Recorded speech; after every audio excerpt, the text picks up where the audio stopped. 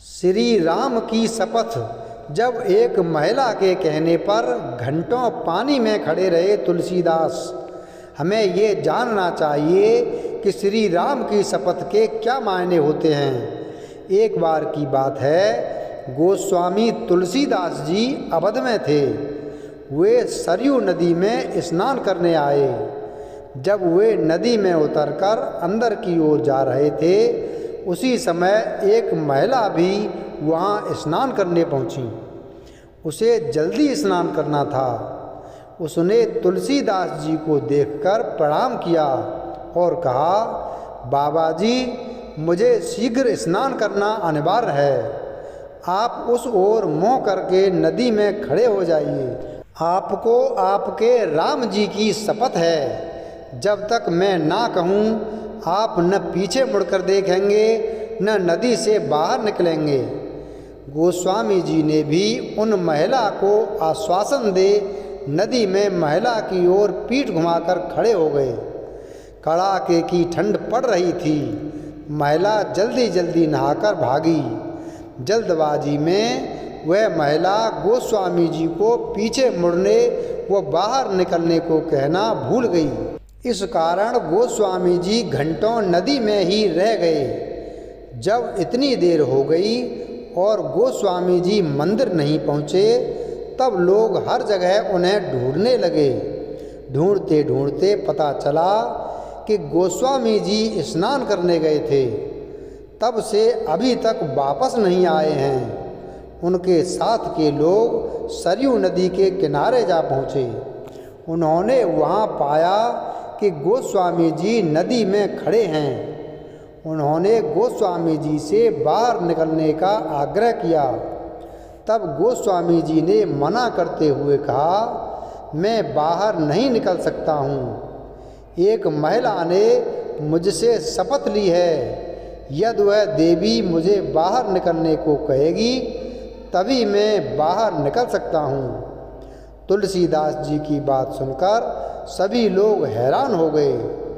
धीरे धीरे यह बात राजा के पास पहुंच गई। राजा कुछ समझ नहीं पाए। वह शीघ्र ही गोस्वामी जी के पास पहुँचे।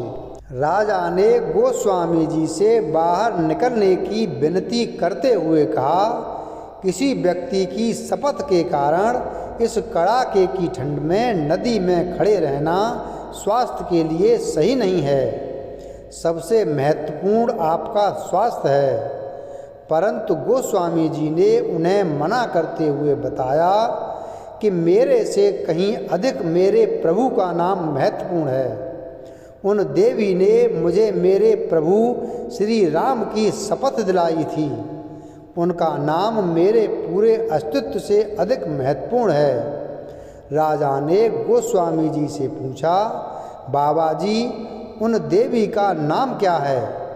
कहाँ की रहने वाली हैं? तो इस प्रश्न पर तुलसीदास जी ने राजा से कहा, मुझे ज्ञात नहीं है। तब राजा ने पूरे अवध में ढोल बजवा के उन महिला को शीघ्र सरयू नदी के तीर पर उपस्थित होकर गोस्वामी जी को शपथ मुक्त करने का आदेश दिया।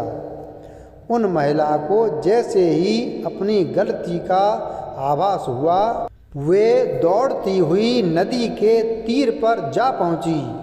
वहां हाथ जोड़कर क्षमा याचना करती हुई गोस्वामी जी से कहने लगी, बाबा जी, अब आप पीछे मुड़ सकते हैं और नदी से बाहर भी निकल सकते हैं। फिर कहने लगी, हे बाबा जी, मुझसे बड़ा अपराध हुआ।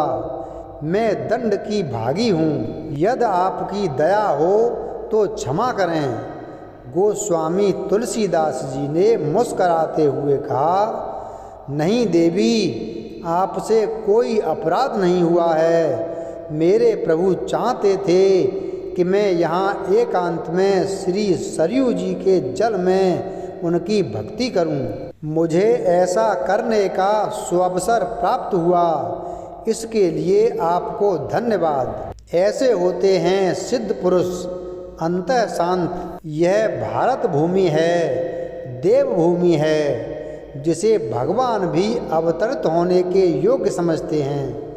भारत भूमि संतों की भूमि है। अनंत काल से कितने ही बड़े ऋषि मुनि महात्मा संतजन साधु यहाँ जन्म लेते आए हैं। अपने ज्ञान की धारा से अपने समय में और उसके बाद भी लोगों को निर्मल करते हैं।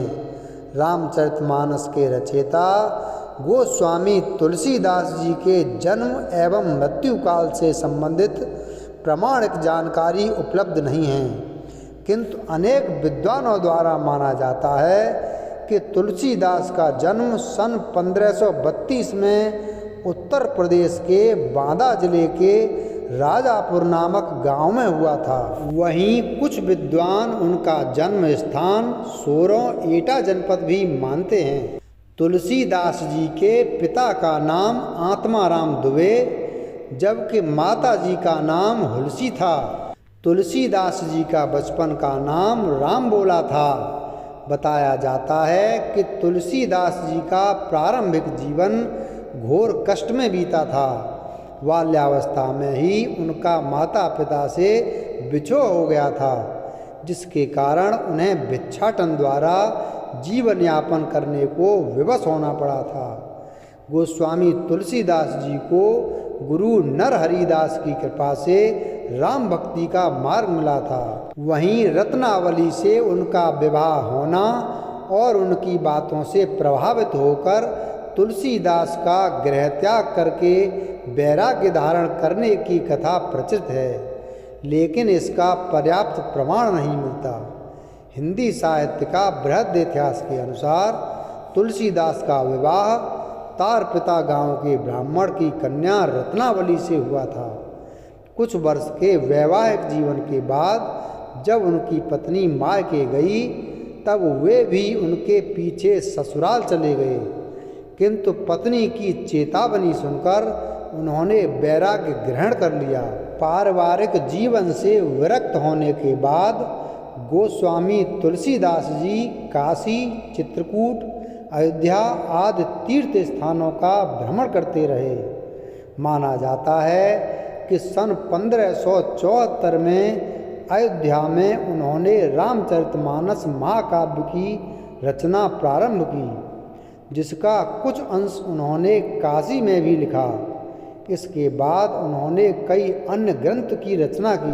तुलसीदास जी ने अपना बाकी जीवन काशी में प्रभु श्री राम कथा का गान करते हुए गुजारा। सन 1623 के लगभग उन्होंने काशी में ही अपना शरीर त्याग दिया।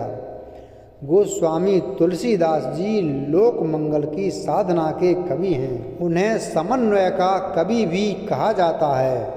तुलसीदास द्वारा रचित रामचरितमानस हिंदी का सर्वश्रेष्ठ महाकाव्य माना जाता है। जय श्री राम। वीडियो अगर पसंद आया हो तो वीडियो को लाइक करें, चैनल को सब्सक्राइब करें और बेल आइकन प्रेस करें। धन्यवाद।